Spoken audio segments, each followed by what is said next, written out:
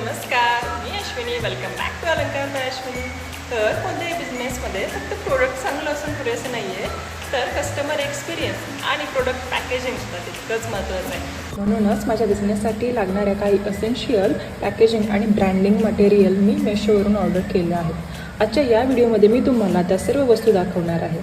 सर्वात आधी मी ऑर्डर केला आहे कस्टमाइज थँक्यू कार्ड. कस्टमरने माझ्याकडून ऑर्डर केल्यावर त्यांना एक स्पेशल फिलिंग यावी म्हणून हे कार्ड खूप उपयोगी पडणार आहे.